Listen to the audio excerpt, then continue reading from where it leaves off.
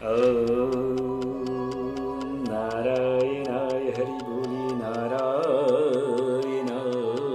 हरि। नारद जी कहते हैं शृणोषु आहिदा बाले युगोऽयं दारुणः कली। बाला, ये जो युग है बहुत ही दारुण कलह युग है। तेन लुप्तः सदाचारो योग मार्ग तपांसि च, जिसके कारण कलयुग के द्वारा, कलयुग के कारण सदाचार, योग, तप और मार्ग यह लुप्त हो गया। सदाचार लुप्त हो गया, यानी कि ब्रह्मत्व समाप्त हो गया। ब्राह्मण तो है, शरीरधारी हैं, जन्मना ब्राह्मण तो हैं, लेकिन ब्राह्मणों का जो लक्षण है सदाचारो ही परमो धर्मः का जो संकल्प बांध लिए हुए ब्राह्मण थे वो अब नहीं रहे। मैं कई तीर्थों का भ्रमण करके आया हूँ। अहम तो पृथ्वीं यातो ज्ञात्वा सर्वोत्तम इति, यहाँ पर आया था मैं सर्वोत्तम तीर्थों का दर्शन करने के लिए। पुष्करम च प्रयागम च काशीं गोदावरी तथा हरिक्षेत्रम कुरुक्षेत्रम श्रीरंगम सेतुबंधनम एवं आदिषु तीर्थेषु ब्रह्ममानितस्ततः न पश्यं कुत्रचिद् दुष्कर्म मन संतोषकारक संतोषदायक ऐसा कोई जाति नहीं जो संतोषदायक मन को संतोष प्रदान करने वाले कार्य कर रहे थे। मार्ग भ्रष्ट हो चुकी है। यह जाति सह जाति, जो जिस रास्ते से जाता है वह जाति कहलाता है, वो उसका जाति कहलाता है।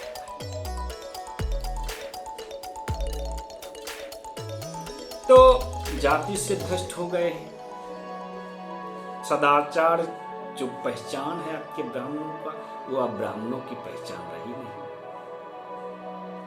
योग जोड़ने का कार्य है। इस कलह युग में जोड़ आदमी से आदमी को, व्यक्ति से व्यक्ति को, परिवार से परिवार को, समाज से समाज को, जाति से जाति को जोड़ने वाले जो ऋषि मुनि थे, संत थे, ब्राह्मण थे, वो नहीं रहे, क्योंकि उनमें सदाचार रही नहीं।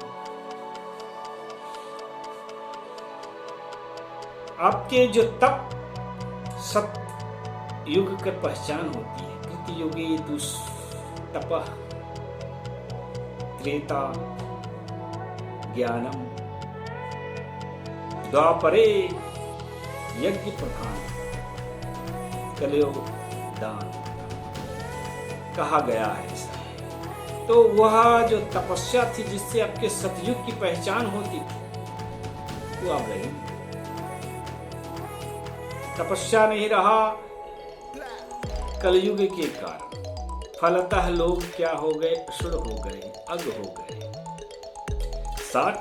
सठ हो गए हैं, दुष्कर्मी हो गए।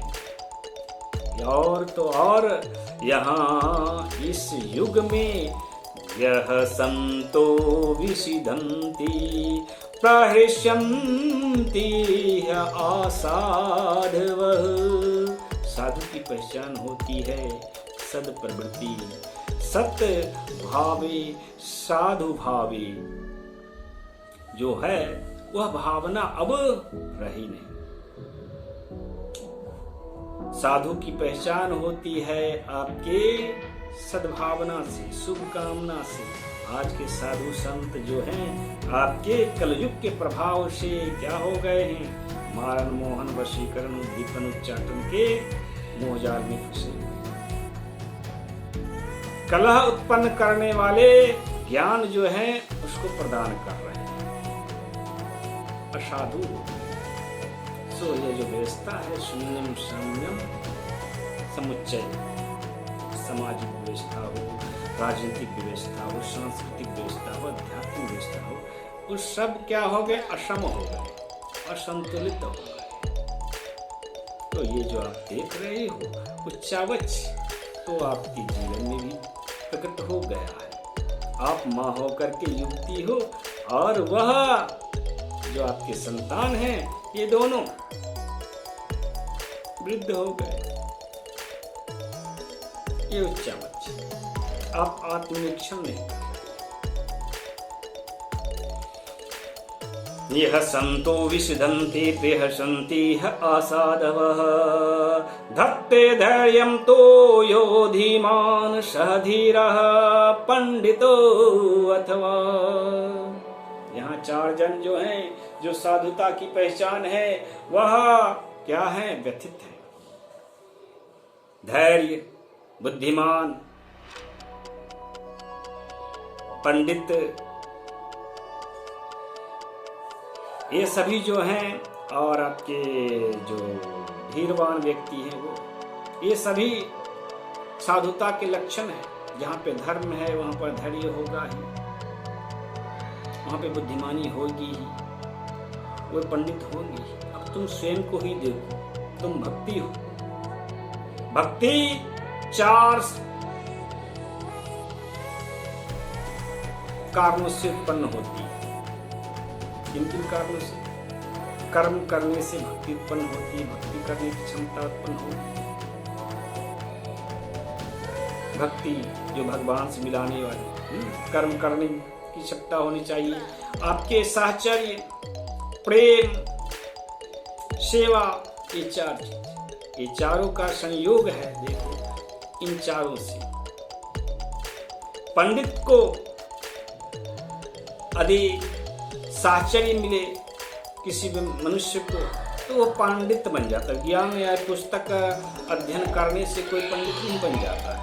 पंडित बनता है आपके संगति से, साहचर्य से। यदि आप परिवेश में भ्रमण कीजिएगा तो आपकी जो बुद्धि है वो प्रखर होगी, आपका ज्ञान जो है वह अन्वेषण की ओर उन्मुख होगी, तो आपकी विवेक जागृत होगी। विवेक आपके घर में बैठे बैठे नहीं जागृत हो जाए,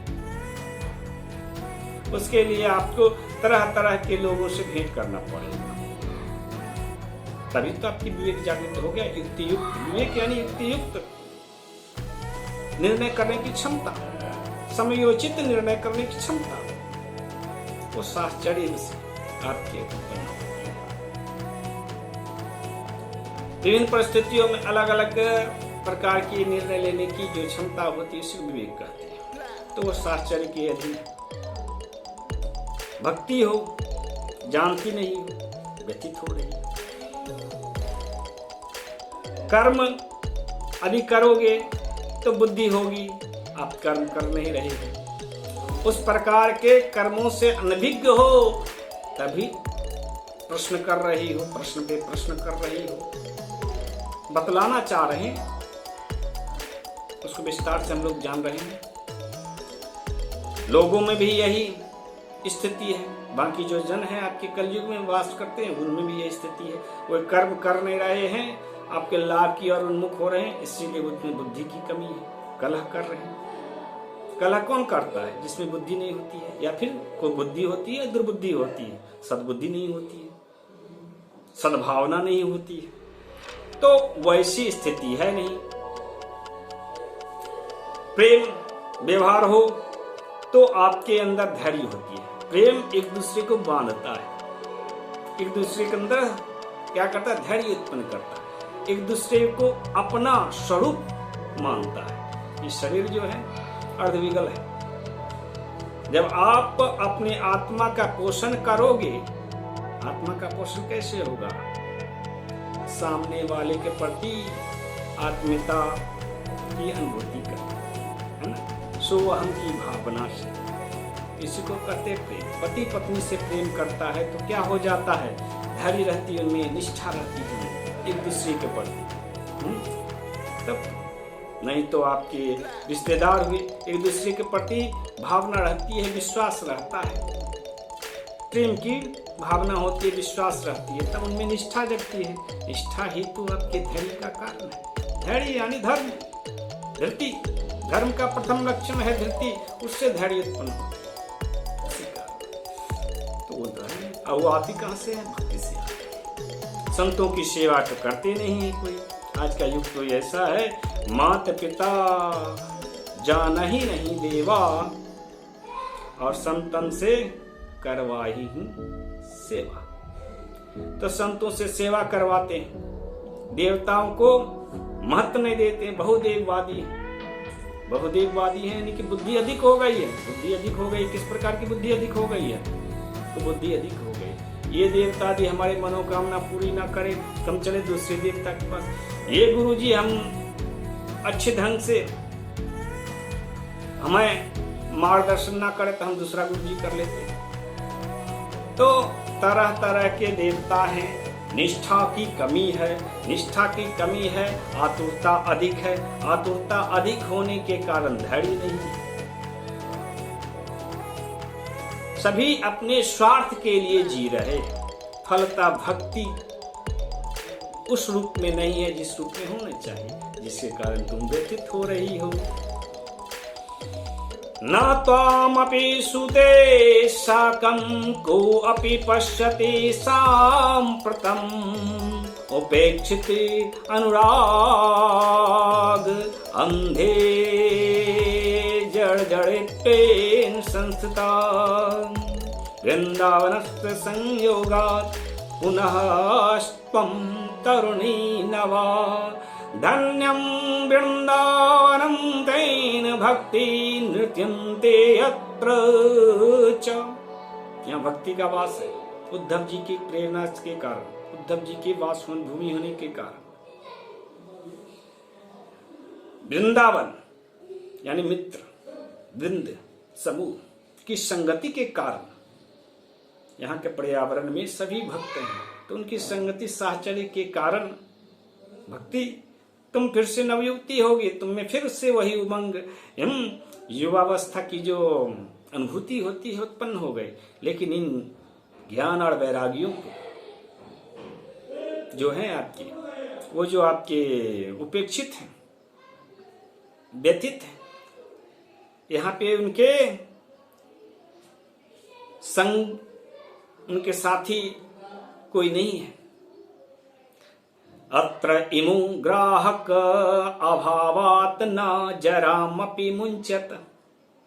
यहाँ पे उसके जो ग्रहण करने वाले लोग हैं, ग्राहक, दो शब्द आते हैं। देखिए सामाजिक दृष्टिकोण है नारद जी में, जिसके कारण उनको आकाशवाणी सुननी पड़ी। सामाजिक दृष्टिकोण है, राजनीतिक दृष्टिकोण है, कई शास्त्रों में पारंगत है। अभी कलयुग के प्रभाव के कारण नारद जी जैसे देवर्षि भी, देव ऋषि जो हैं, वो भी आपके सामाजिक दृष्टिकोण से समझा रहे हैं, आध्यात्मिक दृष्टिकोण से नहीं समझा रहे। क्या बता रहे हैं? बता रहे हैं इस पंक्ति के अनुसार कि अत्र इमो ग्राहक अभावात ना जरामपि मुंचत। यहाँ पे जो है आसपास के परिवेश में कोई ग्रहण करने वाले नहीं है ज्ञान को, वैराग्य को, जिसके कारण आपके जो यह ज्ञान वैराग्य है उसकी बुढ़ापा जा नहीं रही।